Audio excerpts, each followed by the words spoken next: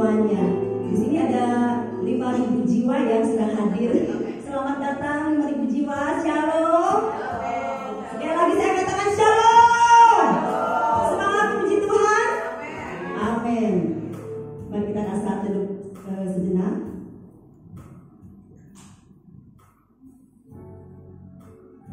Kita akan berdoa terlebih dahulu. Segala puji syukur hanya bagi-Mu Tuhan. Terima kasih Tuhan, ini kami Tuhan. Kami datang dan kerendahan hati kami. Kami datang untuk memuji dan membesarkan nama-Mu Tuhan. Terima kasih Tuhan buat penyertaan-Mu yang sungguh sempurna dalam kehidupan kami Tuhan. Jikalau kami boleh ada di tempat ini Tuhan, itu semua bukan kuat dan gagah kami, maka semua berkat pertolongan-Mu yang luar biasa Tuhan. Kesehatan yang Kau beri Tuhan, itu semua berkat kemurahan-Mu Tuhan yang Kau berikan dalam kehidupan kami Bapa. Terima kasih Tuhan. Biarlah sebentar Tuhan kami akan masuk lebih dalam lagi dalam hadirat-Mu Tuhan.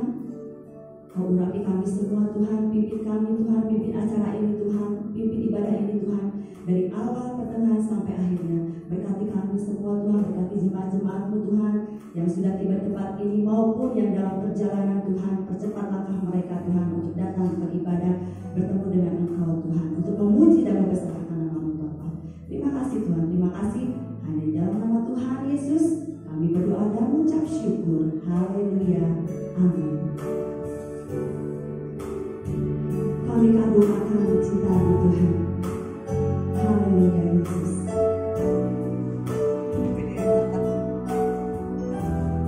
Mari kita sama-sama katakan, ku kagumi cara-Mu mencintai.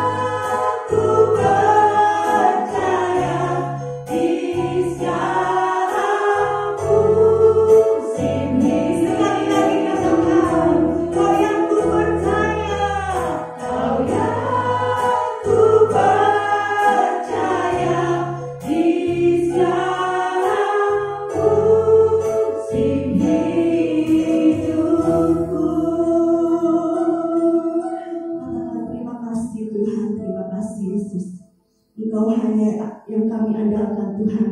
Hanya Engkau yang kami percaya Tuhan di segala musim hidup kami. Hanya di dalam nama Tuhan Yesus. Haleluya. Amin. Sekali lagi saya katakan shalom. Puji nama Tuhan. Ibu Lela, kita nambah loh jadi 10.000 yang hadir. Amin. Amin. Sekali lagi katakan shalom. Berkemuliaan buat Tuhan Yesus. Haleluya. Semua hari yang terbaik bagi Tuhan. Amin. Hari yang terbaik. Mari kita sama-sama bangkit berdiri. Kita akan bersorak memuji nama Tuhan. Hidupku ada di tangan-Mu. Kau beri rancangan yang terindah. Tak hanya yang baik saja,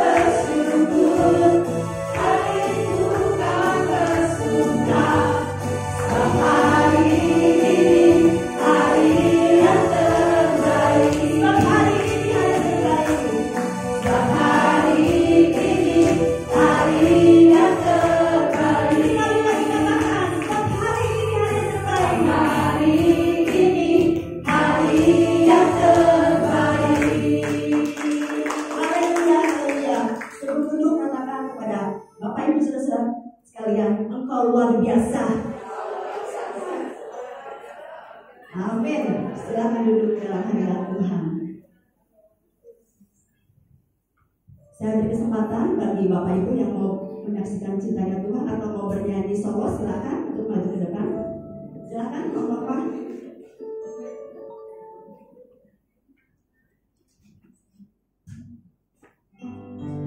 Ditunggu ibu yang lainnya. Oh iya.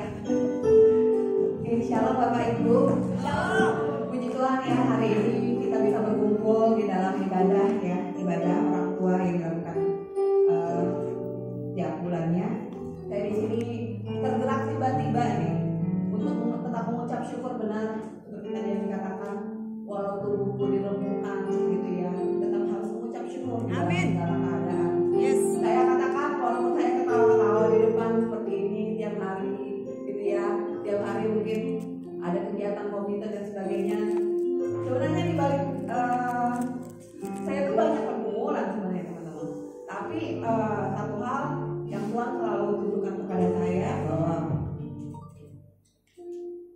apa ya, Tuhan selalu tidak akan pernah meninggalkan kita sedetik pun. Bahkan apapun yang terjadi ketika Tuhan sedang istilahnya mengaduk-ngaduk isi hati kita gitu ya, karakter kita dikikis, dibentuk, dan itu rasanya nggak enak banget. Tapi Tuhan hanya katakan satu pada saya, tetap mengucap syukur dalam segala keadaan gitu ya. Kalau ketika kita mungkin sebagai mama-mama waktu kita mengasuh anak-anak kita gitu kan, ada pergumulan, kita lihat anak kita mungkin dalam pertumbuhan perkembangannya tidak sesuai harapan gitu ya, maksudnya kita mengharapkan anak baik-baik saja gitu, tapi ternyata pada kenyataannya tidak baik-baik saja. Itu pun Tuhan bentuk saya gitu. Tuhan hanya bilang berikan ruang untuk kegagalan gitu. Artinya supaya apa? Supaya saya sebagai mama, sebagai orang tua bisa tetap mengandalkan Tuhan. Amin. Baik, saya akan menaikkan sebuah pujian yang ini lagu lama banget teman-teman, tapi ini sungguh sangat diingatkan Tuhan. Lagu lama banget gitu, awal-awal saya lahir baru. Betapa ajaib dan dahsyatnya Tuhan. Buat yang tahu lagunya boleh ya menyanyi.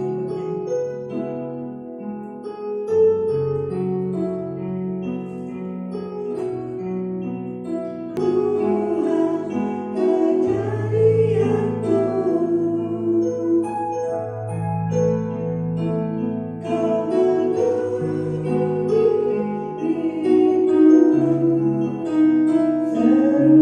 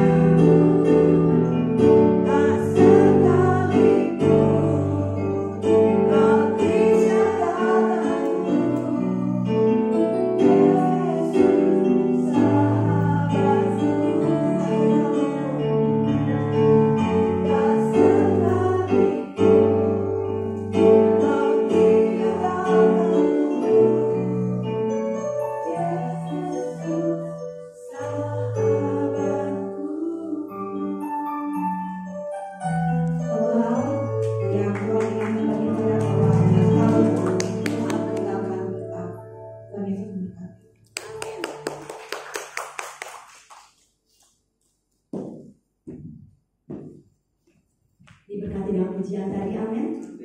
Tak sekalipun Tuhan Yesus meninggalkan kita hari ini dan sampai selama-lamanya, tetap percaya, amin. Ada lagi Bapak Ibu yang mau bersaksi? Ada? Ayo jangan malu-malu untuk mengucap syukur kepada Tuhan dan ucapan syukur. Ada? Baiklah, kalau tidak ada, sebentar kita akan mendengarkan firman Tuhan. Kita akan satukan hati, kita akan sambut dengan satu pujian tertentu.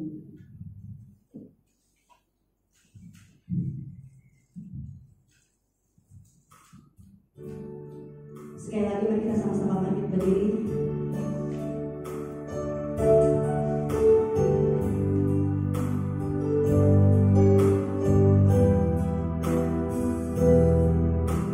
Kita akan belajar lagi.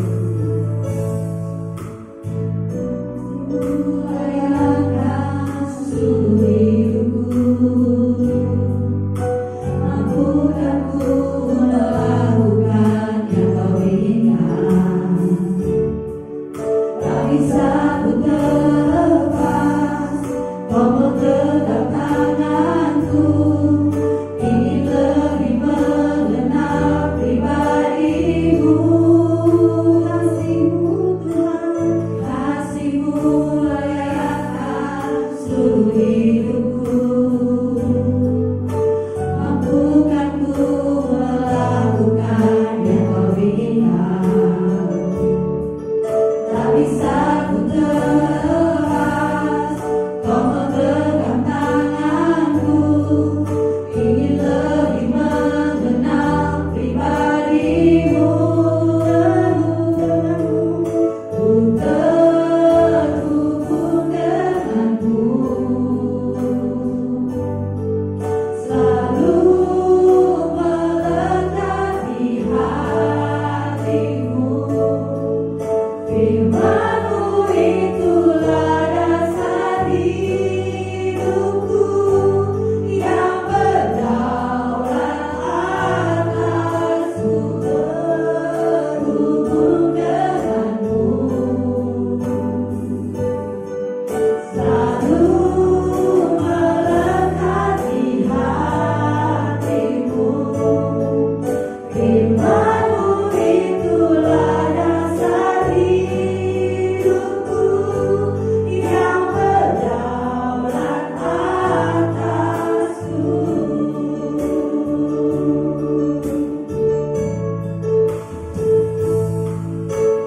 Kasih-Mu layakan seluruh hidupku, mampukan ku melakukan yang kau inginkan. Tak bisa ku terlepas, kau menggenggam tanganku, ingin lebih mengenal pribadimu. Kasih-Mu Tuhan, kasih-Mu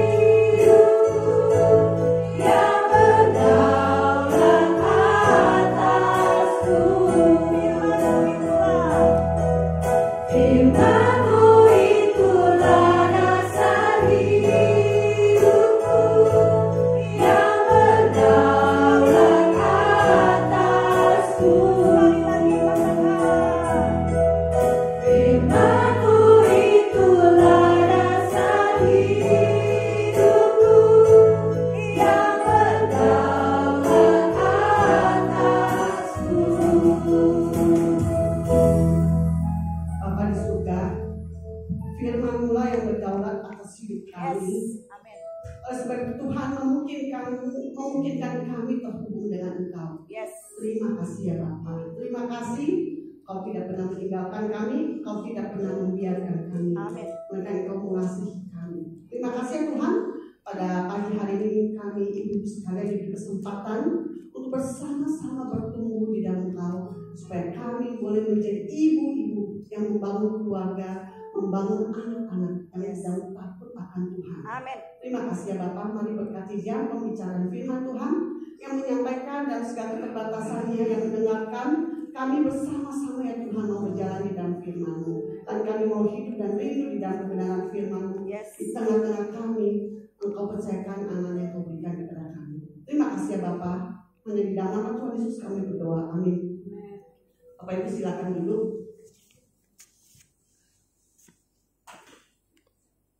Bapak Ibu sekalian, tema yang diberikan hari ini kepada kita,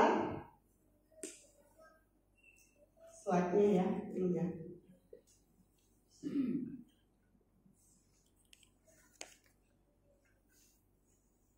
Terima kasih Bu. Kelihatan gak tuh judulnya tuh? Jauh banget soalnya ya. Saya tadi sengaja gambar yang seperti itu ya. Karena kenapa? Temanya mengajar anak memaknai hidup gitu loh. Itu kan rasanya jauh banget ya buat saya ya. Nah, saya mungkin masih sedikit ya. Saya sekarang single parent ya. Kemudian anak saya usia sekarang 27 tahun. Dan nanti terakhir ada sharing sedikit ya. Bagaimana saya bisa evaluasi memaknai ya, mengajar anak memaknai hidup nih ya. Jadi waktu mempersiapkan ini sekaligus menjadi waktunya untuk saya evaluasi diri. Jadi jangan hanya bisa mengajar, tetapi dalam hidupnya tidak belajar ataupun tidak terjadi dalam keluarga saya secara pribadi ya. Nah saya bersyukur buat yang membuat tema ini ya. Walaupun saya kayaknya jauh banget. Kalau anak saya masih kecil jauh banget gitu ya. Ini mau ngomong apa? Ini sampai masih digendong begitu ya. Nggak gampang kan? Alkitab saya taruh sini aja dulu ya. Nah, mari kita ketika bicara mengajar makna hidup hak kepada anak harus mulai dari mana, Bapak Ibu sekalian?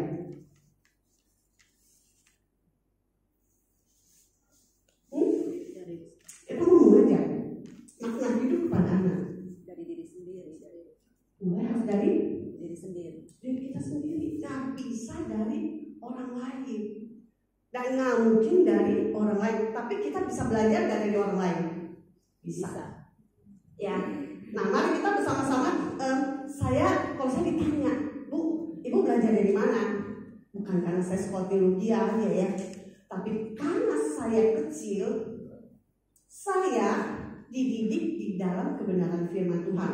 Sekalipun keluarga saya bukan keluarga Kristen, ajaib bukan? Ya, jadi yang mengajar, mendidik saya mengenai makna hidup seorang anak itu di mana? Melalui sekolah Kristen. Nah, saya belajar dari bagian firman Tuhan ini. Coba Bapak Ibu kita lihat ya. Kelihatan ya, hurufnya kecil banget ya. Mohon maafkan ya kalau sangat kecil bagi Bapak Ibu sekalian. Di dalam Kejadian 2 ayat 15 sampai 19. Begitu kita Kejadian yang kita ingat apa ya? Penciptaan. Ya, maka saya selalu bilang gini, setiap kali lihat Kejadian jangan ingat aja penciptaan, tapi ada yang lebih dahsyat yang mau Allah bukakan kepada kita. Contohnya apa? Bagian ini. Ya, bagaimana kita bisa memaknai hidup selaku orang tua? Makna hidup saya ambil dari mana?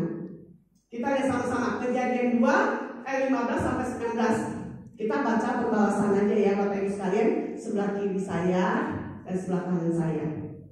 Oke, Kejadian 2 ayat 15 dan 19. Mari mulai dari sebelah kiri saya. 1, 2, 3. Tuhan Allah mengambil manusia itu dan menempatkan dalam Eden untuk mengusahakan dan memelihara taman itu. Lalu Tuhan Allah memberi perintah ini kepada manusia. Semua pohon dalam taman boleh kau makan buahnya dengan bebas. Tetapi pohon pengetahuan tentang yang baik dan yang jahat itu janganlah kau makan buahnya, sebab pada hari engkau memakannya pastilah engkau mati. Allah berfirman, Tidak baik kalau manusia itu seorang diri saja. Aku akan menjadikan pembawa baginya yang sepadan. Lalu Tuhan Allah membentuk dari tanah segala binatang hutan dan segala burung di udara. Dibawanya semuanya kepada manusia itu untuk melihat bagaimana ia menamainya. Dan seperti nama yang diberikan manusia itu kepada tiap-tiap makhluk yang hidup, demikianlah nanti nama makhluk itu. Bapak Ibu sekalian, ketika Allah menciptakan alam semesta, Allah tidak hanya menciptakan, tapi Allah sekaligus membuat role model bagi manusia selanjutnya. Jadi ketika di tengah-tengah bicara penciptaan, ada satu peristiwa yang Allah lakukan terhadap manusia, tidak kepada ciptaan yang lain. Oke? Di ayat 15-19 itu ada satu tindakan Allah kepada manusia, dan itu kemudian menjadi role model untuk manusia selanjutnya menyikapi hidup. Oke. Nah, yang pertama-tama yang kita lihat ayat 15.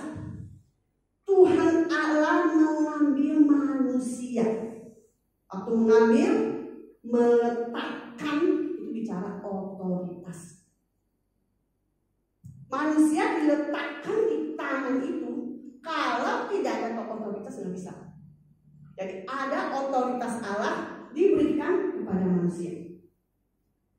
Maka di dalam keluarga kita bicara apa? Otoritas orang tua, bukan? Datangnya dari mana? Mulai dari Allah kepada Adam. Itu otoritas. Seringkali kalau kita baca, kita kelewat ya, oh ya, ini Tuhan Allah mengambil manusia dan menempatkan dalam taman Eden. Untuk apa? Mengusahakan dan memelihara taman itu. Kalau nggak ada otoritas bisa nggak? Nggak bisa. Kalau Tuhan tidak memberikan otoritas itu kepada kita di dalam keluarga, bisa nggak kita? Nggak bisa. Karena otoritas itu datangnya dari Tuhan. Oke.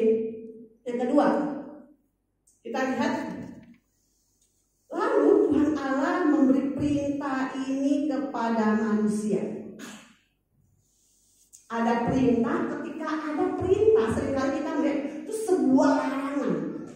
Tapi ketika perintah ini Allah munculkan, itu bicara apa? Allah mengkomunikasikan, Allah ngomong, ya, ngomong sama manusia, ya, Allah komunikasikan. Jadi mau memberitahukan kepada kita bahwa manusia diciptakan bukan sebagai robot.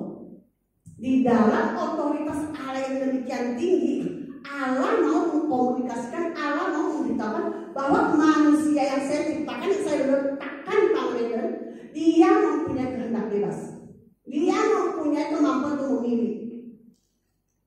Maka ada satu perintah. Nah, perintah ini bukan sekedar larangan, tapi bicara, saya kasih kamu peraturan, ya larangan. Kamu percaya saya apa enggak? Kamu bisa begini, bicara percaya. Jadi perintah itu bukan sekedar sebuah perintah yang boleh tidak, enggak. Tapi ketika saya ngomong, kamu percaya apa enggak? Maka di sini ditulisnya apa? Semua pohon dalam taman boleh kau makan buahnya dengan bebas. Ya, jadi ada kebebasan. Allah memberikan kebebasan di dalam diri manusia untuk menikmati segala ciptaan Tuhan. Itu pasti kita suka. Karena semuanya boleh. Sama dengan Anda, bukan? Apapun juga boleh. Kalau kita bilang, boleh nggak mama? Boleh. Oh, papa mamaku baik sekali. Begitu kan ya? Tapi begitu nggak boleh langsung. Gitu kan itu kita kan ya? Nah, kita lanjut ayat 17. Tetapi pohon tentang yang baik dan jahat itu janganlah kau makan buahnya, sebab pada hari kau memakannya pastilah kau mati. Nah, ketika bicara bahwa ini tidak boleh, semuanya boleh, hanya satu saja yang kau tidak boleh. Engkau harus percaya. Kenapa? Kalau tidak, engkau akan mati. Pasti mati, dijamin itu. Jadi di dalam kehendak bebas itu ada juga manusia itu harus mengingat otoritas ini, kepercayaan yang sudah dikomunikasikan harus diperhatikan. Pasti mati bicara apa? Keterpisahan manusia dengan Allah. Jadi ketika tidak percaya mungkin nggak bisa bersatu. Suami istri kalau saling tidak percaya masih bisa nggak satu rumah, bisa, satu ranjang bisa, ya. Tapi kalau ngomong apa, ya. Semuanya iya aja, tapi dalam hati masa sih, bang percaya, gitu kan ya? Segitu. Mukanya begitu, tapi hatinya nggak percaya. Di sini Tuhan mau membangun apa? Sebuah relasi yang saling mempercayai. Saya tidak akan mencelakakan kamu. Saya justru mengasihi kamu dan mau menjaga kamu. Maka ada perintah ini. Jadi bicara mengenai apa? Percaya apa enggak? Di dalam relasi juga demikian, bukan? Nanti saya bahas ya. Saya baca ini dulu ya. Terus kemudian kita lihat lagi di ayat 18. Tuhan Allah berfirman, tidak baik kalau manusia itu seorang diri saja. Ketika Tuhan menghadirkan Adam, Tuhan tidak biarkan Adam mengusahakan mengelola semuanya itu tanpa memberikan perhatian kepada Adam. Kebutuhan Adam, dia memberikan perhatian. Maka dirasakan apa? Dia kok sendiri ya? Jadi dia sendiri ya? Dia tidak menemukan partner. Karena yang lainnya binatang. Kalau hidup sih, tetapi tentu beda. Hidup sama-sama hidup, tapi hidup yang berbeda, bukan? Ya, oke? Dan kemudian apa yang Tuhan lakukan ketika melihat ada satu kebutuhan? Aku akan menjadikan penolong baginya yang sepadan. Ada tindakan nyata. Ketika melihat ada satu kebutuhan, Allah bertindak. Nggak omdo. Suka nggak sih anak kita mau isi mama sih omdo doang atau mama atau doang? Suka nggak sih anak kita udah besar ya? Ya kalau anak udah besar bisa begitu ya. Kalau masih kecil, mama cuma ngomong doang, nggak dilakuin, kan gitu ya. Tapi kalau anak udah besar, ini omdo nih mak, gitu ya, gitu ya. Nah di sini kita lihat Allah sudah menjadi role model bagi kita, bukan? Dia nggak ngomong, dia punya kebutuhan itu dilakukan untuk memenuhi kebutuhan itu ya. Nah kemudian 19 lalu Tuhan Allah membentuk dari tanah segala binatang hutan dan segala burung di udara, dibawanya semuanya kepada manusia itu untuk melihat bagaimana ia menamai. Kita lihat ada satu pengembangan diri yang Allah kembangkan di dalam diri manusia. Dia lihat itu binatang-binatang dia ciptain ya, dia bawa Adam, dan coba kasih nama ini. Mau kasih nama apa? Apa yang mau dikembangkan dari manusia itu? Sebenarnya Allah mau bicara manusia saya ciptakan bukan dari tanah dan makasih doang kan, tapi di dalam diri dia ada skill yang harus saya kembangkan. Nah bagaimana saya mengembangkannya? Saya bawa nih, kamu kasih nama. Kemudian ketika Adam memberikan nama, Allah melihat itu dan seperti itulah nama yang diberikan ke Adam. Artinya apa? Allah melihat pengembangan skillnya, bagaimana Adam mengembangkan skillnya dan kemudian Allah menghargai. Itulah namanya. Allah bilang, kenapa jerapah dan ganti dong ya, ini jangan jerapah. Apa kayak gitu ya? Enggak. Oke, ini jerapah. Oke, terima. Menghargai. Nah, saya kembalikan ketika kita di dalam tengah keluarga. Selanjutnya, ini rangkumannya ya. Bapak Ibu, kita menyadari nggak? Ketika kita berkeluarga, kemudian diberikan keturunan, itu otoritas Tuhan. Nah, semua orang punya otoritas untuk menjadi orang tua. Betul? Banyak sudah menikah, menggumulkannya puluhan tahun, bahkan sampai perjalanan mereka tua, mereka nggak dikaruniakan anak. Ya, mereka nggak punya otoritas untuk menjadi seorang ibu. Mereka diberikan otoritas untuk menikah, ya, ada pernikahan dalam keluarga mereka. Tapi otoritas untuk menjadi orang tua mereka tidak dapatkan. Bapak Ibu dan saya hari ini kita bersyukur otoritas itu Tuhan berikan. Nah, ketika Tuhan berikan otoritas itu di dalam diri kita, bagaimana kita mempertanggungjawabkan otoritas itu? Ketika anak-anak kita masih kecil, ya kan? Otoritas kita bukan hanya kasih makan dan mengantar mereka ke sekolah, bukan. Melibatkan mereka dalam seluruh hidup kita. Anak kita merasakan ya, mereka dilibatkan dalam hidup kita. Waktu kecil kita mau masak ya, nanti ya, saya ingat gitu ya, mau masak ini ke dapur juga ya, perang, sampai kita bingung masaknya, benar nggak? Di sini mesti matiin kompor, di sini dia pegang pisau gitu kan ya. Begitu dia kita lihat kita udah langsung matiin kompor dulu, udah nggak hangus tuh ya, begitu ya. Nanti piring dia keluarin. Saya sampai hari ini nggak punya piring yang bisa pecah, ya. Semuanya kaleng, stainless. Kenapa? Anak saya sangat aktif soalnya ya. Semua itu diobok-obokin di dapur ya. Mama aku bantu. Kasih apa enggak? Kalau kita nggak kasih apa yang terjadi? Melibatkan anak kita enggak? Ya, libatkan. Maunya kamu bantuin ya. Ini, kamu bisa ini ya. Mama, kamu bantu mama ini dulu aja. Harus potong wortel ya. Nah, kulit-kulitnya wortel masukin ke plastik. Main-main dulu. Bantu mama ya. Mama potong ini. Nanti kalau udah besar, kamu boleh pegang ini, boleh pegang. Kita ngomongin gitu ya, sambil masak, sambil mengajar, gitu ya. Itu sambil rasanya udah nano-nano ya, karena fokus kita ke sini, tapi ke sini juga kan. Nah, itulah hebatnya orang tua ya, mamanya. Di sini kita lihat melibatkan anak merasa menjadi bagian nih orang tuanya apa enggak? Saya menemukan ya, ada jemaat yang ada waktu-waktu tertentu dia bawa anaknya ke kantor. Kalau saya pasti bawa anak saya ke kantor, karena kenapa saya pelayan di gereja ya. Jadi dari bayi sudah di gereja hidupnya. Ketika saya harus pindah keluar, saya tetap bawa anak saya ke gereja waktu saya bertugas. Dan saya jelaskan waktunya di mana saya bisa bermain sama dia, bisa melibatkan dia. Ada waktunya di mana saya sama sekali tidak melibatkan dia, dan dia harus bermain sendiri di kantor. Aku masih kecil, kata orang ya. Jadi gila lu ya, masih kecil aja mau ngerti apa kagak. Tadi saya juga pikir nggak ngerti, tapi ternyata ngerti.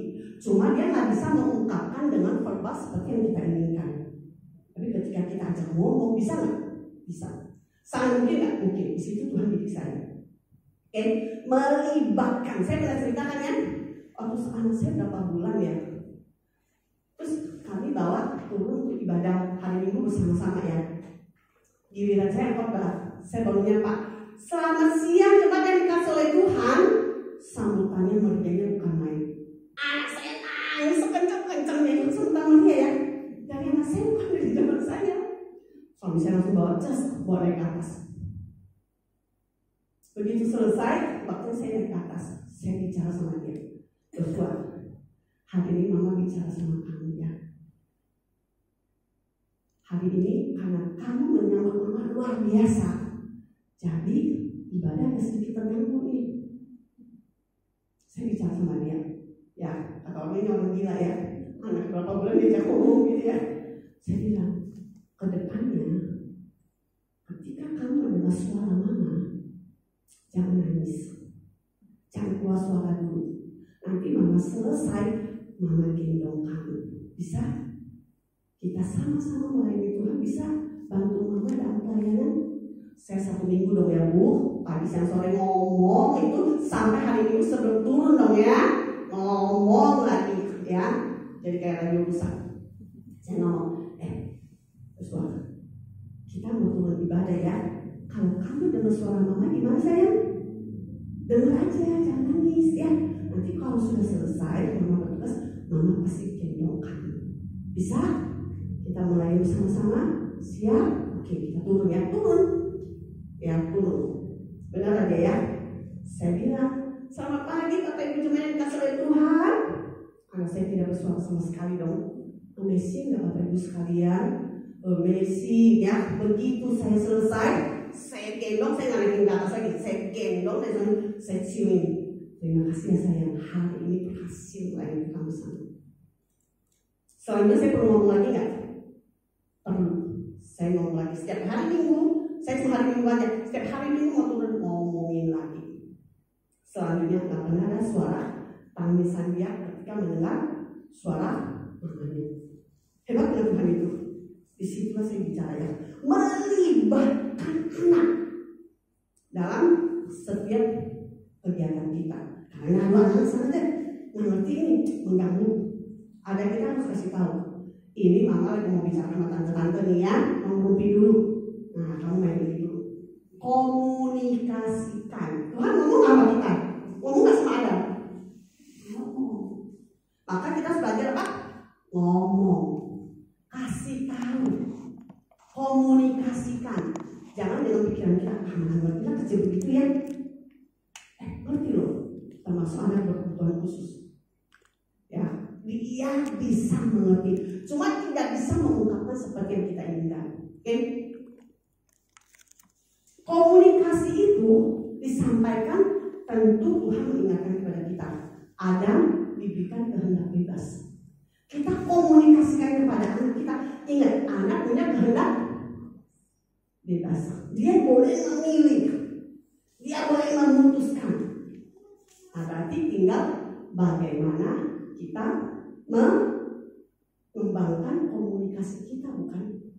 Ya, kalau kayak gini nggak kena, mesti pakai cara gimana ya? Supaya dia ikut otoritas orang tua. Begitu masuk SD ya, dia bikin aneh itu ya. Anak saya punya paling aneh itu ya, saya bilang ya. Maknya nih ya, dari TK sampai SMA, maknya dipanggil ke sekolah. Ya, jadi maknya sangat akrab sekali sama sekolah. Ya, seneng banget itu ya sama sekolah. Saya komunikasikan anak saya. Jangan pikir mamamu hamba Tuhan, terus kamu bikin aneh-aneh, terus mama kamu takut. Reputasi mama sebagai hamba Tuhan hancur. Enggak akan, tidak akan. Ingat itu. Mama kamu. Tapi ingat, ketika kamu tidak mendukung, bagaimana perasaan Tuhan yang sudah memanggil mama. Nah, jadi kita harus kerjasama dengan Tuhan. Ya kan, bersyukur Tuhan melibatkan kita loh. Bukan kita mau melibatkan diri dengan Tuhan. Tuhan mau melibatkan diri dengan kita. Oke, nilai jelek, nggak ada masalah. Asal jangan nyontek. Prinsipnya ya, nilai jelek boleh, tidak boleh nyontek. Karena itu bicara mengenai kekudusan hidup. Kita harus kudus. Kita harus sampaikan nggak? Bukan nggak boleh nyontek itu dosa. Kenapa? Dosanya apa? Tidak kudus. Bertentangan dengan Allah. Itu yang saya sampaikan. Ya. Oke. Kemudian orang tua Tuhan sudah menyediakan segala pilihan bagi kita, bukan? Nah, bagaimana kita dengan anak-anak kita? Apakah kita juga menyediakan pilihan atau semuanya tidak boleh? Pokoknya enggak, kata orang tua. Kalau katanya anak saya gini, kalau mama udah bilang pokoknya ya, udah masuk ngomongnya kayak kabaran artinya. Mak, besok jangan pakai pokoknya gitu loh. Jadi ada pilihan. Jadi kalau saya bilang pokoknya nggak bisa, nah itu udah repot katanya pada pokoknya ya. Mama bilang dong boleh ini, nggak boleh ini. Ngomong, jadi kita tahu boleh yang mana. Jadi anak perlu nggak seperti kita. Ketika kita yang berrelasi sama pasangan, beli ini apa? Enggak. Dan kita mesti kenapa ya kan? Kita butuh loh ya. Atau suami bilang, mah mau beli ini. Kenapa mesti beli ini? No, ya kan biasanya bapak-bapak itu elektronik punya ya. Dan sebulan di rumah menurut kita ya. Tapi bagi dia kan ini lagi terbaru lagi ini ya. Masa sih nggak beli kita ya? Kalau semua orang kan dia mau mengembangkan. Nah, dia dikomunikasikan. Alasan tidak bolehnya apa? Dikomunikasikan. Sehingga anak mengerti. Walaupun hari ini dia mungkin tidak mengerti. Kenapa mak? Gitu yang kecil-kecil ya. Aduh, berapa kali kita mesti ngomong ya. Jelasin akhirnya Pak. Kita lama-lama jadi belajar Pak bahasa yang sederhana. Sampai ke anak kita. Oke? Nah, kemudian ada batasannya nggak? Ada, harus ada batasannya. Kapan ini, kapan tidak, kapan ini, itu ada batasan semuanya. Dalam hidup ini, saya mengajar nggak? Kepada diri saya ada batasan, ada. Saya mengajar anak saya ada batasan, ada. Contoh, pergi makan. Ya, saya pergi makan itu untuk usaha perut. Memanfaatkan jam perut ini, jam makan ini untuk mendidik mental di meja makan itu, Bapak Ibu sekalian. Karena kan saya tidak makan. Seringkali pergi acara makan bersama. Lah bawa anak biasanya gimana kalau di meja makan? Pangkong-pangkong begitu kan ya? Orang biasa mau makan juga nggak damai. Siapa yang ngajak kita makan? Kan ya. Nah, saya pulang sekolah TK saya ngajak makan, gitu ya. Yang paling cocok dengan kantong saya pada waktu itu adalah tawar, namanya bubur ayam. Ya, makanya agak besar. Minumnya apa? Teh Yasmin. Karena satu porsi 2 gelas, cocok sama 2. Ya, nah, kita harus bilang, saya bilang, Mau makan apa? Bubur ayam. Oke, kita pergi ke taman. Sekarang duduk, kami yang pesen. Jadi pembelinya datang ke saya kirim, silakan tanya yang mau pesen. Kamu ngomong. Dia udah tahu pesennya apa? Bubur ayam mbak, 1 mangkok ya, sama minta mangkok kecilnya ya mbak. Itu ya, kita udah ajarin. Pesen minumnya apa? Teh Yasmin. Gelasnya 2.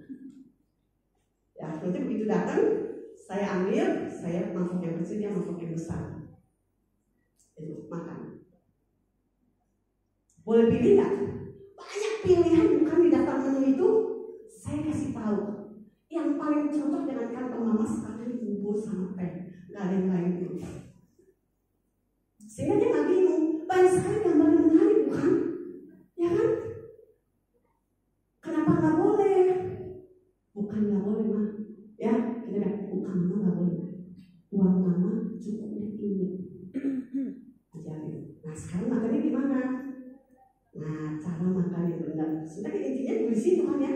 Jadi 1 kali jalan beberapa item kita rangkum. Itu kita ajar ke anak. Ada nggak boleh apa nggak boleh? Ada. Oke. Kemudian kita juga kasih tahu keputusan yang dia ambil ada konsekuensinya. Saya pernah cerita di sini kayaknya ya. Saya bilang sama anak saya waktu dia udah TKB, tangan nggak boleh main colokan. Karena saya pernah lihat dia mau colok. Pas saya datang itu kan ya, itu bisa gosong gitu.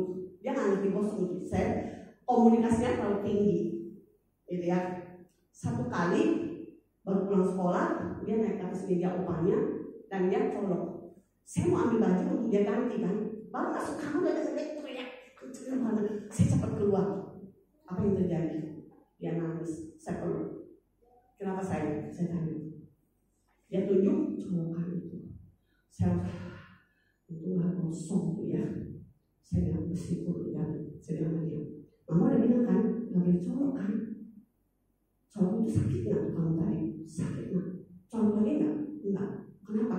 Sakit. Bukannya sakit, nanti bisa kering segitu. Jadi tambah aja bukan gosongnya kering gitu ya. Itu sejak itu dia pernah colok lagi nggak?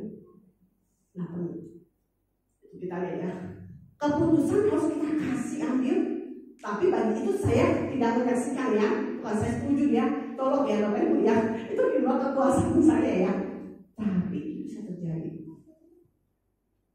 Ya, banyak hal bisa terjadi. Nah, ketika muncul apa yang kita lakukan? Kita marah. Enggak, piring pecah kita marah. Gelas pecah kita marah. Mangkok semuanya pecah kita marah. Saya memutuskan untuk tidak marah. Kenapa? Karena anak saya lebih penting daripada itu. Benda-benda itu menjadi sarana pembelajaran bagi anak saya. Saya ngomong, ketika kamu ini begini, ketika kamu ini begini, ketika, nah, enak gak seperti itu? Kalau contoh, kamu main-main gelas ya, terus jatuh, pecah. Mama harus beli lagi nggak? Beli. Seharusnya uang ini bisa beli roti loh, dia dari roti ya. Nah, bisa beli roti loh, terus bisa beli anggur buat opa loh. Nah, pecah, uangnya harus beli ini, saya enggak. Jadi nggak bisa beli roti, nggak bisa beli anggur buat opa gimana? Mikir dia, ya sesuai dengan usianya dia Bapak Ibu sekalian ya. Oke. Nah, ketika kita melihat Allah melihat hendak menyediakan kebutuhan manusia. Ketika kita melihat anak kita, ketika kita biasa bermain dengan anak kita melihat kebutuhan anak kita nggak? Peka nggak kita dengan kebutuhan anak kita? Ketika kita peka, maka kita akan menyediakan di mana? Sebelum dia minta. Anak akan belajar apa? Peka. Oke, peka. Menyediakan yang kita perlukan. Saya mau jadi kebiasaan sekarang ya. Setelah dewasa ya, saya akan pulang ke rumah, saya selalu tanya, lagi di mana? Di rumah atau di luar? Di rumah, oke? Mau dibeli makan apa? Simple ya. Ibu ya, kita ibu. Anak saya sekarang berbalik lagi. Mama, aku lagi di sini. Mama udah makan belum ya? Mau dibeliin apa? Kemarin dia bilang, kami pernah satu supermarket jual apa? Mochi, katanya mochi Jepang lah, enak banget. Saya udah harga kemahalan nggak jadi. Kemarin dia bawa pulang 1 doang ya. Mama cobain deh enak. ini juga diskon 30%. Kan dia tahu saya mahal ya, maka dia tunggu jam diskon 30%. Terus dia cobain enak kan? Ya, bisa begitu tuh. Dari mana? Belajar dari orang tua. Apa yang orang tua lakukan, dia akan feedback balik. Ya, dia akan feedback balik. Oke? Nah, segala sesuatu, anak ini kan punya talenta yang memberikan ya. Kita kembangkan nggak sih? Selain menyediakan itu, buat kebutuhan dia, kita kembangkan nggak? Bapak Ibu, kapan Bapak Ibu mengembangkan anak Bapak Ibu? Yang penting sekolah formal selesai. Kalau les ini untuk menunjang ini itu selesai. Karena menunjang pendidikan kan? Adakah kita kembangkan diri dia yang lain? Saya lihat video, anak saya bisa apa? Oh, matematika dia bagus loh. Ya, dari SD, TK, SD sampai kelas 4, 5 itu tidak usah diajari. Begitu kelas 1, ini soal ini kamu gimana bikinnya? Mama aku tahu. Jadi saya jangan mengajar anak, ya, jangan mendampingi anak belajar PR hampir nggak, hafalin anak hampir nggak pernah. Jadi saya nggak pernah nanya, oke ulangan apa? Misalnya Pak, sini hafalin, nggak ada. Belajar sendiri baca, jelasin sih. Kalau mau mama damping, kamu cerita apa yang kamu belajar tadi. Jadi untuk hafalan ya, dia cerita, mama dengerin dia cerita. Kalau matematika, hitung ulang. Saya tinggal periksa. Lihat aja sebentar. Oh ya, yang ini kamu hitungnya udah benar belum ya? Coba lebih teliti. Itu anak-anak ya. Hasil-hasil selalu nggak teliti kan begitu ya. Oke, kalau nggak teliti, coba hitung lagi. Udah. Oke, saya kasih. Kan nanti bawa pulang nggak bakal dapat 100 bukan? Silang bukan? Saya izinkan silang itu terjadi. Kesalahan itu terjadi. Kenapa? Untuk mengoreksi dia seumur hidupnya. Karena kita berdebat nggak ada gunanya kan? Bagi dia udah hitung benar, gitu. Kita suruh hitung aja jawabnya tetap itu bukan?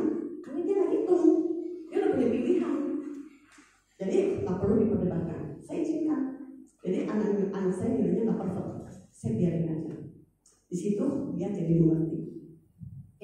Nah saya mulai tuh anak saya kayaknya di seni yang lainnya saya cobain gitu ya. Nanti di menggambar saya cobain. Terus coba semua saya bukan kok anak boleh dicoba-coba, bukan. Tapi tujuannya adalah pengembangan. Maka kita harus ngetes dong ya kan? Ngetes anak kita ini di mana. Satu-satu saya tesin tuh, Bapak Ibu sekalian. Ya dari nonton dari apa semua saya tesin. Terakhir saya baru menemukan anak saya di musik akan sangat cepat. Dia bisa otodidak sendiri. Saya hanya menyediakan fasilitas. Ya, fasilitas untuk dia mengembangkan sampai hari ini seperti itu. Jadi saya investasinya apa? Pengembangan skill anak saya. Maka saya nggak dandan, oh bukan. Muka saya memang nggak cocok untuk bedak. Kalau kena bedak ya, itu astaga naga indahnya. Ya, sakitnya bukan main ya. Dia muncul macam-macam di sini. Maka harus polos begini. Ya, itu anugerah Tuhan buat saya ya. Karena pengembangannya tidak di diri saya, di anak saya. Kalau bibir sudah cukup merah, jadi nggak perlu lagi pakai lipstick gitu ya. Nah, itu keunggulannya kan. Jadi saya investasi apa? Pengembangan di dalam diri anak saya. Terhadap busanaku saya tidak terlalu banyak mengembang. Bapak Ibu lihat aja, kalau itu lucu lagi jatuhnya ya, bisa dihitung dengan jari. Paling 1 tahun atau 1 semester ganti sekali. Ada penambahan, kan begitu doang. Kenapa? Karena bagi saya, kalau saya tambah ini, memang akan memperindah saya. Tapi bagaimana anak saya berkembang? Saya harus mempertanggungjawabkan. Ya kan? Ya mama bisa sokong dong. Saya bilang, itu mah ya karena masih orang kaya kali ya. Bagi laki-laki sekali dia belajar tambah situ, sisanya dia belajar sendiri. Akhirnya pakai sendiri. Ya silakan. Ya. Investasi demi pengembangan diri anak. Fokusnya adalah bertanggung jawab kepada Tuhan dengan anak yang diberikan kepada kita. Oke, berat nggak? Berat. Tapi komunikasikan. Saya komunikasikan soal keuangan ya. Kata orang jadi gila juga ya. Anak dibebani kondisi orang tua. Saya bilang bukan. Saya sedang mengajar dia untuk mengerti. Bagaimana mamanya mengelola uang, bagaimana dia mendukung mamanya dalam pengelolaan uang. Kapan boleh ini, kapan boleh tidak. Maka selama TK di depan sekolah itu banyak mainan, tidak pernah beli. Tidak ada satupun yang dia pernah beli balon kayak apa kayak nggak ada itu belanja di Tuhan. Kalau mau beli kemana? Pasar pagi. Saya lemparin tuh ke grosiran. Ambil sebanyak kamu bisa ambil. Ya kata bani saya, boros juga ya. Oh iya boros banget. Ya anak kecil bisa ambil berapa? Satu grosiran itu kita kasih 2 kan? Kiri kanan dong kan? Ya kan belinya cuma boleh 3 ya. Mesti 3. Karena langganan, jadi boleh 2 boleh 1 juga boleh. Masuk aja pilih segudang itu kamu pilih aja. Ayo keluar dari dalam ya, mak ini aja udah. Ada kemampuan untuk memilih. Saya investasi di situ itu sebuah pengajaran. Bukan dia mau mainan kita beli ini, tapi juga kesempatan untuk menjadi dia memilih di tengah-tengah semuanya dengan komunikasikan masalah finansial kita. Gampang nggak? Nggak gampang. Anak TK zaman dulu bayar langsung ke bank ya. Saya kasih uangnya, dia stop, mamanya tunggu di luar. Anak saya kecil bawa masuk. Oke, saya sudah ini uang pangkalnya, cicil berapa kali store. Setiap kali saya kasih sengaja cari yang 50 ribuan dia untungnya gede-gede ya. Kenapa? Kamu sekolah itu bayarnya mahal loh. Mampu sekolah segini loh ya. Nah, kamu sekolah itu bayar bangku buat kamu sekolah. Itu saya didik, saya ajar. Bagi orang lain itu terlalu dini. Tapi saya mau dia mengerti bahwa mamanya punya keterbatasan, tetapi dia keterbatasan bukan dia tidak punya peluang untuk melakukan ini. Oke? Nah ketika anak kita melakukan macam-macam, nah anak saya kelas 5 SD ya, waktu saya tinggal di Pastori, kayak beginilah ya rumahnya, mama, aku bantuin ngepel ya, anak kita mau bantu ngepel, saya udah bilang, aduh gimana ya, nanti gue mesti kerja 2 kali namanya nih, habis dia ngepel, saya mesti lanjutin kan, benar gak? Ya udah ngepel, ya sudah mama udah capek nih, kan habis saya nyuci baju, tadi dia belum ngepel, dia udah ngepel, begitu saya ngepel dong ya, saya masuk ke dalam, ini mah ya, banjir di mana-mana ya, karena dia perasnya belum kuat ya, dia masih kecil, usia kelas 5 SD tapi badannya kecil anak saya, jadi dia nggak bisa ngeperes gitu ya, di mana-mana dalam cepat gitu aja. Saya tadi marah, ingat kamu udah kasih dia pilih, Anda harus mempercayai dia. Begitu kamu marah selanjutnya tidak ada, mak aku bantu. Ya udah selesai ini, saya cuma bilang, ini kayaknya ada basah-basah ya. Mama ambil kain pel yang kering supaya kering, jadi supaya kita nggak selancaran, ya. Mama takut selancaran, karena dia udah mengerti kan. Oh gitu ya Maya, kurang kering kayaknya ya. Jadi mama jangan harus hati-hati karena, nah bahasanya kami di rumah ya, kalau gembung itu gembong. Jadi ya mama mau gembong, nanti kok kepleset gimana? Ya kan gembung gitu di bawah dong ya. Oh iya mak ngerti mak. Dia ngambil alat pel yang kering, ya pel. Ya, menghargai hasil kerja yang sekarang aduh tambah kerjaan bagi kita, ampun, benar kan? Nah disitulah kita belajar, kita mempercayakan dia, kemudian kita juga sekaligus bisa menghargai kerjaan dia. Oke, kita lanjut halaman berikutnya. Nah ketika kita lihat di Kejadian 2,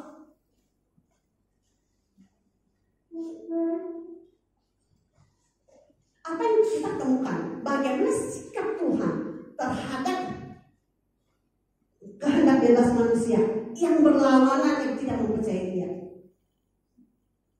Oke?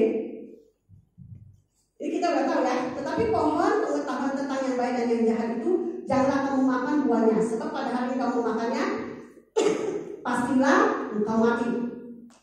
Oke? Tuhan mereminder ya. Kamu percaya sama saya enggak? Tapi ketika manusia melakukan apa yang Tuhan lakukan? Ketika Adam Hawa mengambil dan memberikan kepada Adam, sama-sama dua-duanya tidak mempercayai kata Tuhan kan? Maka mereka melakukan. Mereka tidak percaya dengan cara melawan, tidak taat. Benar? Jadi di sini masalahnya bukan masalah taat. Tidak percaya dengan tindakan ambil makan. Ini masalahnya. Nah, kita juga demikian. Ketika dia tidak mempercayai kita, dia akan melakukannya. Bukan dia sedang melawan kita, dia sedang tidak mempercayai kita, maka dia lawan. Tapi ketika dia mempercayai kita, dia tidak akan lakukan. Nah ini harus kita kembangkan di dalam keluarga kita. Saya membiasakan pengembangannya karena masalah manusia akan masalah percaya. Mengapa suami istri harus saling percaya, bukan? Mengapa papa mama harus bisa dipercaya anak? Kalau papa mama tidak mendapatkan percaya anak, apa yang terjadi? Nilai ulangan jelek dia simpan, bukan? Terus kita nanti berantem sama guru, kan? Ya anak saya ini nilai bagus ya kemarin. Adanya Miss nggak bagi kok kasih ulangannya, anak saya nggak dapet. Bisa juga ngomong ya, semua dibagi anak kamu nggak dapet. Kita yang emosi kan? Oke, di sini kita lihat ya. Ketika ambil keputusan kemudian itu berlawanan dan tidak betul, apa yang harus kita lakukan? Saya biasanya jarang marah ya, maksudnya gini, atau tentu saya tidak marah. Ada kali hal besar saya pilih marahnya diam. Ya, saya bilang kita sepakat SMP tidak boleh ke warnet. Ya, ke warnet, ngambil ke warnet, alasannya udah dikasih garis bawahi, tapi dia pergi ke warnet. Saya samperin ke warnet. Saya buka pintu warnet, temennya mati gitu ya. Saya langsung jalan, saya ke mobil gereja. Sepanjang perjalanan saya tidak bahas tentang warnet. Kenapa dia pergi ke warnet? Tidak bahas sampai hari ini. Sejak itu dia pergi ke warnet, nggak Bapak Ibu sekalian. Enggak, kenapa? Karena dia tahu dia sudah melanggar, melawan. Nah, saya bicara dia, kamu tidak percaya sama suami. Ya, itu persoalannya di situ, bukan lawan-lawannya dia. Jadi saya melihat anak saya, bukan dia sedang melawan saya, tapi dia sedang tidak mempercayai saya. Kalau dia melakukan hal yang berbeda, kalau dia tidak belajar. Bagi saya, dia bukan sedang melawan saya atau sedang malas, tapi dia sedang tidak mempercayai saya. Itu saya bicarakan kepada anak saya. Gampang nggak? Ya gampang. Bapaknya bilang gini, mama tuh anakmu tuh gak belajar tuh, tiap hari nggak tahu ngapain tuh. Saya masuk ke kamarnya, ngapain? Ya baring-baring aja sih. Ya kan dulu nggak ada HP kan, jadi hanya bisa baring-baring kan. Terus kalau baring-baring kenapa nggak diisi jangan baca-baca? Kan banyak bukunya dibaca dong ya. Ih hari ini jadul banget sih kata dia. Masa belajar harus pegang buku? Ternyata dia di mana? Kalau keluar main kami terlambat jemput, dia ke perpustakaan, dia belajar di perpustakaan lebih banyak bukunya daripada bukunya dia. Jadi kalau saya jemput anak saya di mana? Perpus, cari di perpus. Setelah SMA baru carinya di lapangan bola, nggak pernah di perpus lagi. Berubah ya, TK, SD, SMP selalu di perpus. Kalau saya mau jemput pasti ketemu di perpus. Tapi SMA ketemunya di lapangan bola. Bergeser. Saya nggak makan. Oke. Nah, bagaimana Tuhan terhadap Adam dan Hawa yang jatuh? Ketika manusia jatuh, manusia tidak percaya dia, sembunyi. Tuhan bilang, Adam Hawa di mana engkau? Nyari. Anak kita salah, anak kita gagal, anak kita tidak nurut. Apa yang kita lakukan? Tanya, kenapa? Bukan marah dulu, kenapa? Kalau nilai ini kenapa? Kalau ini kenapa? Tanya. Ya kalau misalnya, mak, sini lebih jelek dari saya, itu bukan anak mama nggak urus. Mama urus kamu nilai berapa? Gak usah sebut mama nilai teman-temanmu. Kalau mama tahu tuh mama nggak bisa ngapa-ngapain, karena dia punya mama. Mama yang perlukan kamu. Jelasin ke mama, ceritakan ke mama. Kenapa? Ada kesulitan apa? Mama bisa bantu apa? Itu. Anak bisa merasakan aman gak? Ketika dia tahu dia ada masalah, dia tidak bisa atasi. Kalau dia bicara dengan kita, dia menemukan rasa aman. Pasti menolong dia, membawa dia untuk jalan keluar. Itu. Temukan gak itu di dalam kehidupan kita ya? Oke. Kemudian kita lihat Tuhan tidak hanya bertindak mencari aja, tapi sekaligus menyelesaikan masalahnya. Itu sudah terpisah, manusia hidup seharusnya tidak ada harapan. Tapi Tuhan memberikan harapan dengan cara memberikan pakaian dari kulit binatang, bukan? Itu harapan, membuat manusia mungkin kembali. Ketika anak salah, ngomong sama kita, dia punya harapan nggak? Ketika bicara dengan kita, atau justru dia tidak mau bicara karena dia tahu dia akan dihukum. Hukuman tetap harus kita berikan, Tetapi hukuman itu bukan membuat anak kita jauh daripada kita, justru membuat dia dekat kepada kita. Itu menjadi masalah besar dalam kehidupan kita. Gampang lah, saya bilang nggak gampang, Bapak Ibu sekalian. Oke, kita ke hal selanjutnya. Ini, ketika kehendak bebas manusia terjadi, mengambil keputusan yang berlawan, yang tidak percaya Tuhan, justru disinilah meningkatkan siapa Tuhan. Sama, anak ketika salah jatuh dengan keputusannya mereka, ketika kita bertindak, di situ mereka menemukan siapa mamanya, orang tuanya, orang tua seperti apa. Itu akan meningkatkan kepada anak kita. Sama, ya. Manusia berharga, tahu dari mana? Tuhan cari. Adam di mana? Kan Tuhan cari. Tuhan turun tangan nggak ketika mereka menutup aibnya mereka dengan daun pohon ara? Tuhan turun tangan, ambil binatang dan sembelih, jadikan itu pakaian dan dikenakan kepada manusia.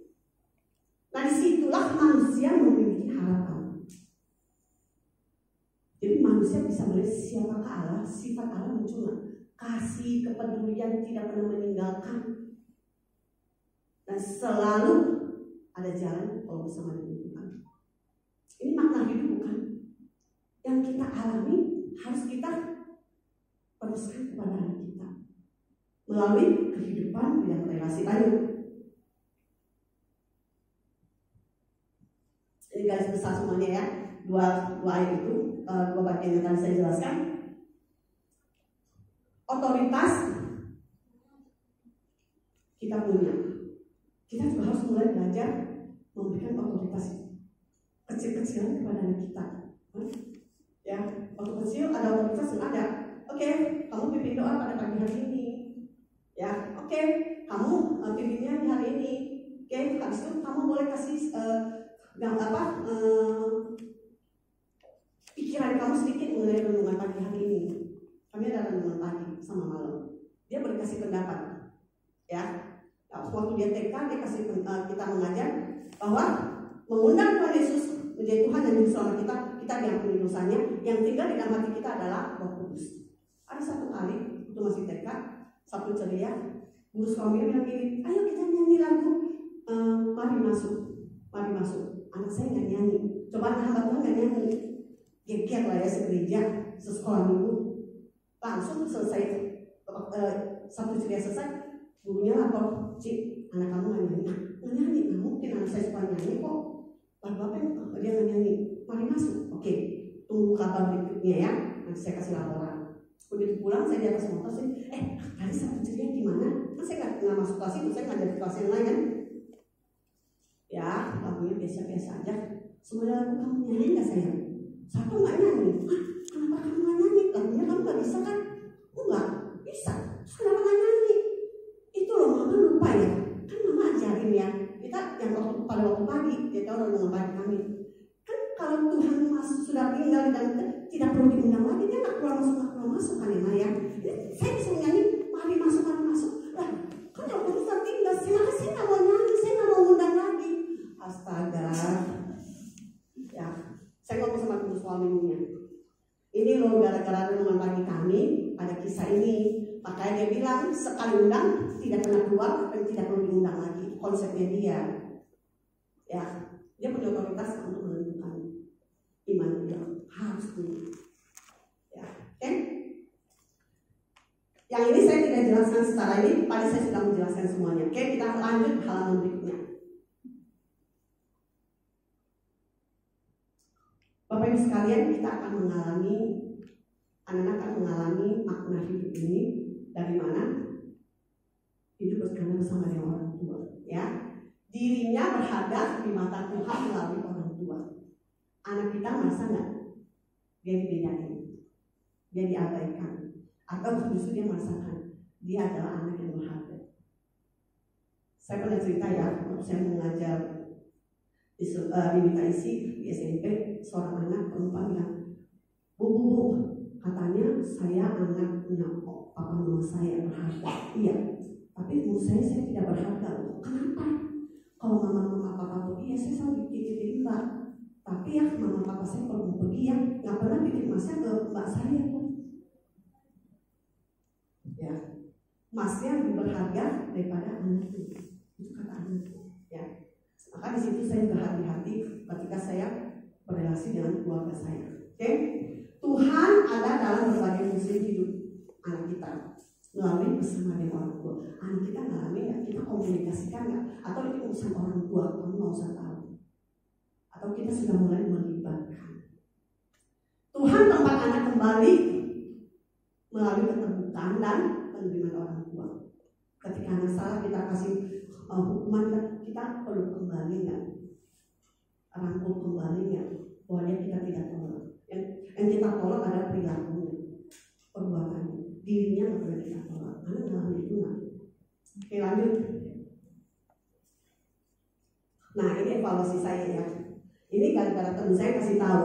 Ini di IG-nya anak saya. Jadi waktu tahun 2023 bulan tahun, dia tulis itu di IG dia. Terus teman saya screenshot kirim ke saya. Ya, jadi itu tulisannya kan kecil ya. Jadi mengucapkan selamat ulang tahun kepada mamanya yang tak tergantikan, paling berharga dan menjadi support system bagi dia di seluruh dunia ya, dunia dia lah ya, mungkin seluruh dunia ya, gitu ya. Itu 3-4 kalimat ini dia tulis.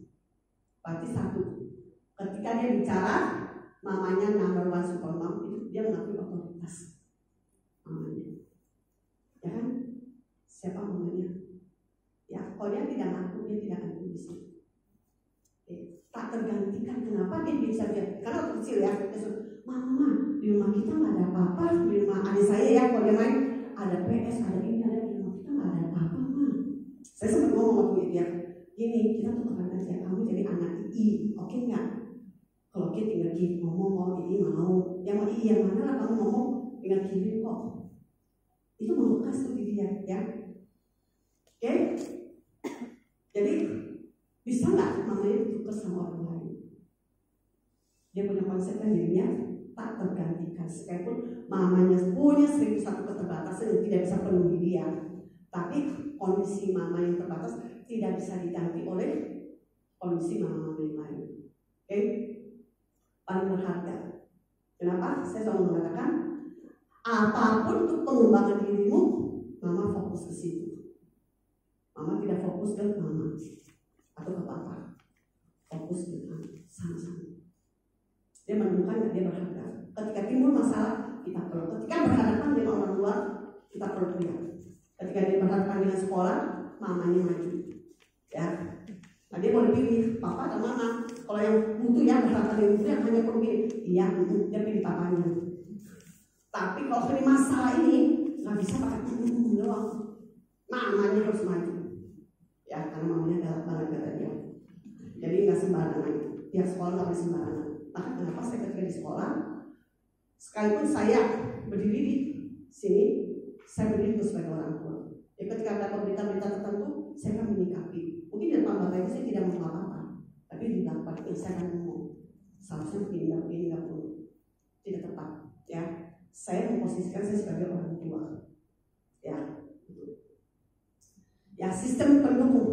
Kalau dia mau mengembangkan apapun, mamanya ada di belakang dia. Sebelum dia perlukan, mamanya juga sudah mengembangkan dia. Nah, waktu sebelum waktunya, saya bilang sama papanya, papa ajarin begitu mobil, mama ajarin sedikit, sisanya damping papa. Dia belum perlukan, oke? Dia mau kembangin alam musiknya, mamanya damping, dukung sampai hari ini. Ya, mau apa-apa, dukung sampai hari ini. Dia bisa bicara itu di usia 26. Ini 26, usia 26 dia menulis ini. Berarti tulisan seorang anak dewasa, bukan anak-anak lagi. Saya dievaluasi di usia anak saya 20, Bapak Ibu sekalian. Mungkin Bapak Ibu masih perlu beberapa waktu lagi untuk mendapatkan feedback dari orang anak terhadap kita. Betul? Ya, nah mari kita bersama-sama. Saya tutup dengan satu statement dari seorang penulis, James. Dia mengatakan anak-anak memang tidak pernah bagus di bidang mendengarkan orang yang lebih tua. namun mereka tidak pernah gagal untuk meniru mereka. Mereka tidak bagus di dalam mendengarkan kita, tetapi mereka tidak pernah gagal meniru kita. Bapak Ibu sekalian, makna hidup yang kita kembangkan hari ini, adakah kita kembali kepada kebenaran firman di mana Tuhan sudah menyampaikan di awal penciptaan? Itu menjadi makna hidup kita yang kemudian bisa dinikmati oleh anak kita, dan kemudian anak kita bisa memberi statement dalam hidupnya ketika dia dewasa.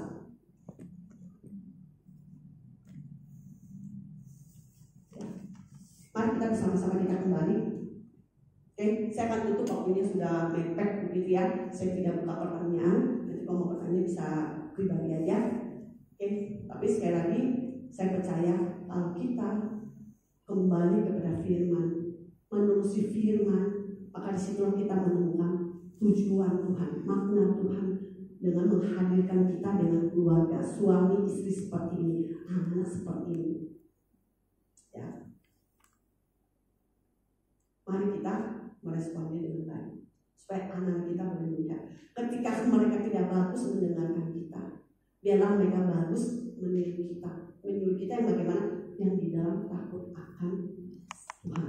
Mereka akan punya 1001 keputusan, Bapak Ibu sekalian. Ya, saya tanya anak saya, kenapa kamu gak gabung dengan grup yang ini? Enggak, Mak. Kenapa?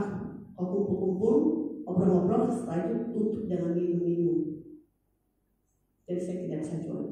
Oke, saya menghargai otoritas yang dia punya atas hidupnya dia. Harus punya keputusan. Dia mampu mengambil keputusan. Dari mana? Dari orang tua yang sudah mempercayakan sejak dini. Bukan nanti udah gede. Bukan. Tapi dari sejak dini. Oke, mari kita bersatu dan doa. Bapak di surga, terima kasih Engkau sudah memberikan contoh kepada kami di awal Kau menciptakan manusia. Dan biarlah ya Tuhan, kami boleh kembali mengerti makna Tuhan, tujuan Tuhan menghadirkan kami di tengah-tengah keluarga kami dan dipersiapkan anak-anak yang sedemikian rupa ini. Biar kami juga boleh menjadi role model bagi anak kami, sehingga anak kami boleh melihat Tuhan, mengenal Tuhan melalui role model kami. Tuhan, apabila kami gagal, apabila kami lelah, apabila kami menyerah dan tidak sanggup, Tuhan tolong kami. Selaku orang tua, jangan membuat kami menyerah, karena kami Engkau pakai, anak-anak kami memerlukan kami. Terima kasih ya Tuhan, berkati setiap keluarga kami, berkati setiap anak-anak kami, dalam kehidupan kami, anak-anak kami menemukan makna Tuhan dalam hidup mereka. Terima kasih ya Tuhan, hanya di dalam nama Yesus kami berdoa dan percaya, amin. Saya kembalikan ke Yesus.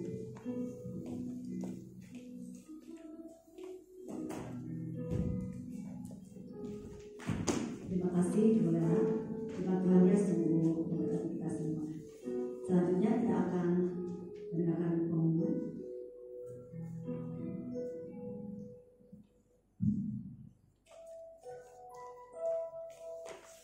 Shalom.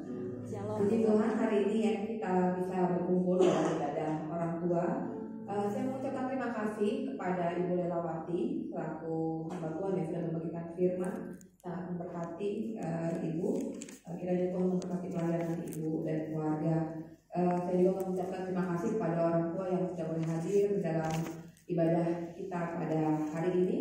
Untuk bulan depan kita tidak ada ibadah, tapi kita seperti biasa ada seminar kesehatan yang mungkin sudah di-share di grup-grup kelas tentang kesehatan reproduksi wanita dan remaja. Jadi mungkin bagi ibu-ibu yang belum daftar, silakan mendaftarkan diri. Walaupun memang itu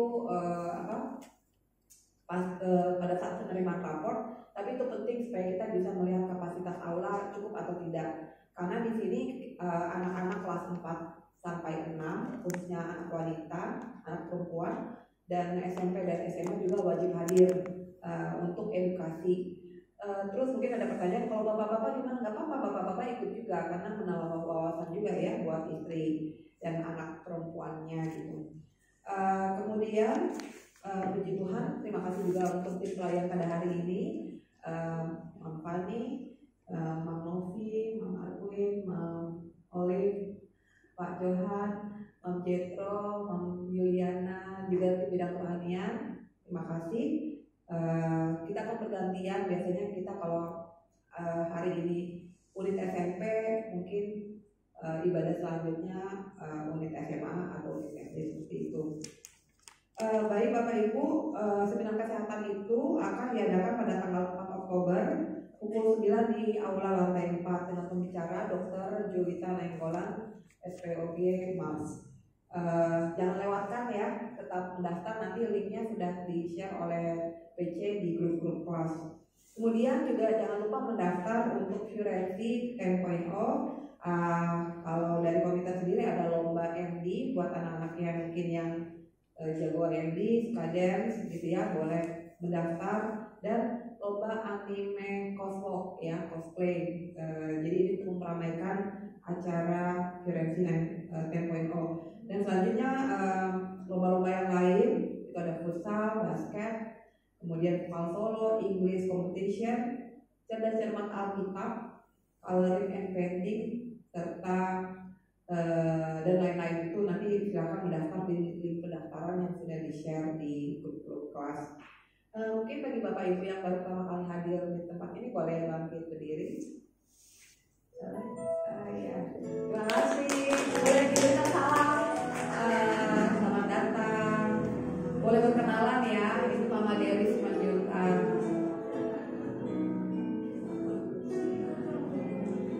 Ya, terima kasih untuk kehadirannya. Ditunggu kehadirannya di bulan mendatang. Baik, terima kasih. Kita akan mendengarkan, kita akan doa syafaat akan dipimpin oleh Pak Pendeta John.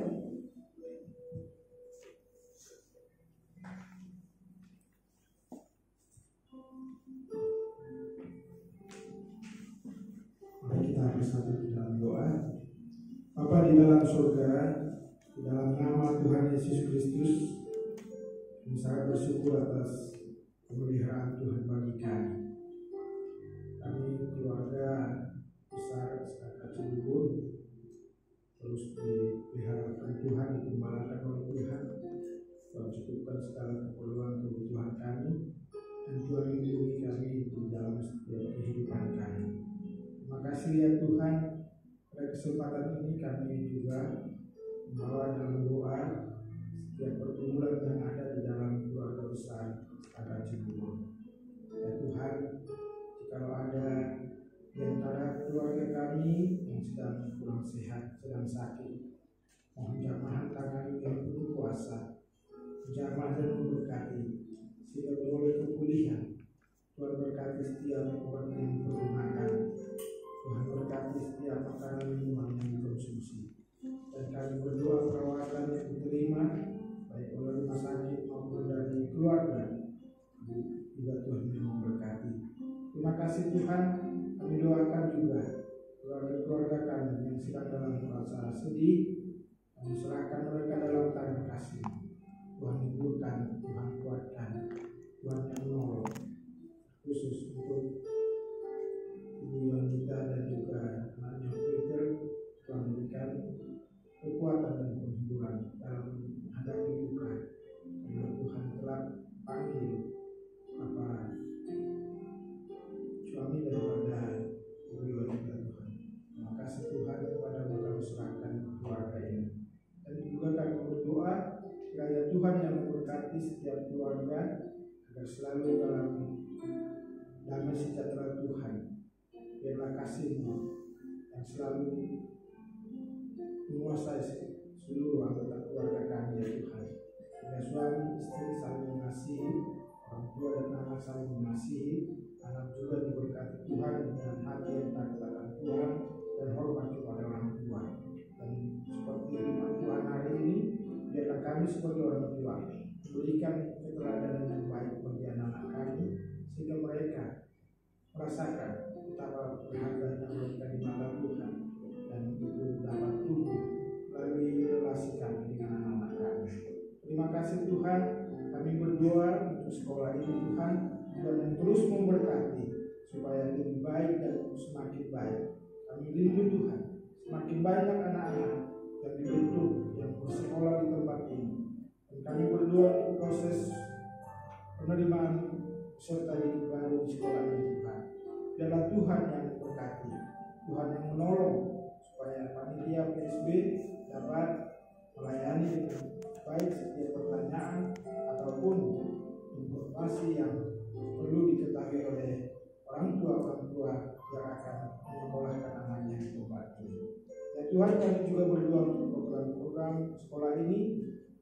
Kiranya Tuhan menolong khususnya dalam waktu dekat ini, baik acara yang akan dilaksanakan di Timur Kota Wisata dan juga acara-acara visitasi ke gereja-gereja. Kiranya Tuhan berkati supaya semakin banyak orang yang lebih mengenal sekolah ini Tuhan, bahwa sekolah ini mengajarkan karakter dan terlebih pengenalan akan Tuhan kepada anak didik kami. Terima kasih Tuhan. Kami berdoa juga untuk proyeksi yang akan berlangsung tanggal 2 sampai 4 Oktober. Kiranya Tuhan memberkati setiap acara dan setiap yang melaksanakan agar semuanya melakukannya dengan baik. Terima kasih Tuhan. Kami serahkan keluarga-keluarga sekolah ini ke dalam tangan kasih-Mu, baik keluarga guru, keluarga staf, keluarga OG dan juga satpam security. Tuhan berkati, dan juga keluarga anak-anak kami Tuhan berkati, agar segala kebutuhan hidup selalu Tuhan yang menyediakan, baik untuk biaya sekolah anak-anak kami Tuhan yang selalu mencukupkannya. Berkatilah usaha dan pekerjaan setiap orang tua agar semuanya berhasil dan membuat menjadi sumber rezeki yang dari Tuhan bagi keluarga-keluarga kami. Terima kasih Tuhan. Inilah doa kami, dan juga kami doakan bangsa dan negara kami dalam menghadapi waktu peralihan kepemimpinan bangsa kami. Kiranya Tuhan yang menolong. Ya Tuhan, banyak informasi yang kami dengar saat ini, kami sungguh prihatin, dan kami berdoa supaya bangsa ini tetap baik dalam kendali Tuhan. Berkati Tuhan untuk tanggal 1 Oktober pelantikan anggota DPR DPD, kiranya semua berjalan dengan baik, dan untuk rencana pelantikan presiden dan wakil presiden yang baru yang direncanakan tanggal 20 Oktober, kiranya Tuhan yang berkuasa mengendalikan segala sesuatu. Tuhan buat bangsa ini tetap damai, dan lebih banyak perbedaan pikiran, perbedaan pandangan yang ada di dalamnya. Ya Tuhan, kami berdoa untuk rencana pemilu kada yang akan berlangsung di bulan November nanti. Kiranya Tuhan juga yang menolong, memberkati semua calon dan juga pendukung-pendukungnya. Biarlah Tuhan berkati supaya tetap mengikuti kontestasi ini dengan baik. Terima kasih Tuhan, kami bersyukur untuk gereja-gereja Tuhan yang ada di negeri kami. Tuhan berkati supaya terus bertumbuh, dan kami doakan hamba-hamba Tuhan tetap menyuarakan kebenaran, tetap menyampaikan yang menjadi kebenaran firman Tuhan di dalam pelayanan, dan semua gereja-gereja dapat bertumbuh. Kami rindu juga Tuhan, semakin banyak jiwa yang percaya kepada Tuhan Yesus Kristus, semakin banyak jiwa yang diselamatkan oleh iman percaya kepada Tuhan Yesus Kristus dalam di bangsa kami dan bahkan di seluruh dunia. Terima kasih Tuhan, terima kasih. Kami doakan supaya kami terus diberkati Tuhan dalam kegiatan kehidupan dan pelayanan kami ke depan. Terpujilah nama Tuhan. Berkatilah kami semua. Inilah doa kami yang kami panjatkan di dalam nama Tuhan Yesus Kristus yang mengajar kami berdoa. Bapa kami yang di surga, dikuduskanlah nama-Mu. Datanglah kerajaan-Mu. Jadilah kehendak-Mu di bumi seperti di surga. Berikanlah kami pada hari ini makanan kami yang secukupnya. Dan ampunilah kami atas kesalahan kami, seperti kami juga mengampuni orang yang bersalah kepada kami. Dan janganlah membawa kami ke dalam pencobaan, tapi lepaskanlah kami dari yang jahat. Karena Engkau yang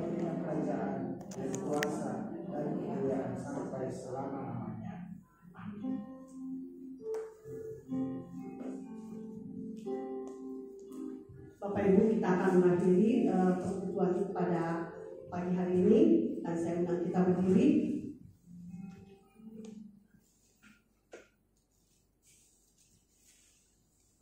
Bapak Ibu, kita akan kembali kepada tugas dan tanggung jawab kita, dan Tuhan memanggil kita untuk menyatakan makna hidup yang Tuhan berikan kepada kita dan kepada anak kita. Dia boleh nyata, dan mari kita mau mengakui dan mau menyatakan bahwa kita tidak akan mampu sendiri. Oleh sebab itu kita memerlukan berkat Tuhan.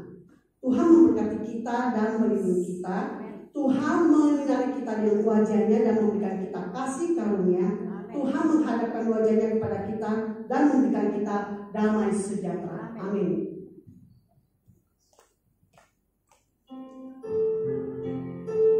Mari kita sama-sama berterima kasih.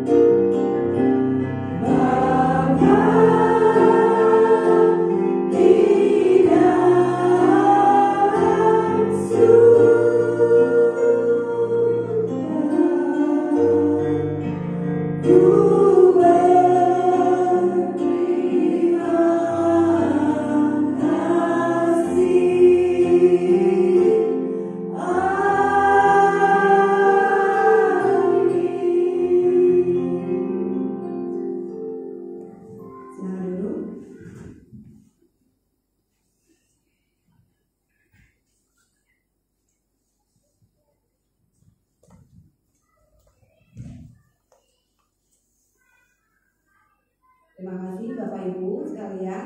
Jangan pulang dulu karena kita mau berfellowship bersama, ada snack ya di luar, boleh kita sambil ngobrol-ngobrol. Kemudian bagi Bapak Ibu yang rindu untuk mendukung pelayanan komputer, boleh memberikan persembahan yang ada di kotak di belakang. Untuk tim teman-teman sebelum keluar kita foto dulu bersama ya.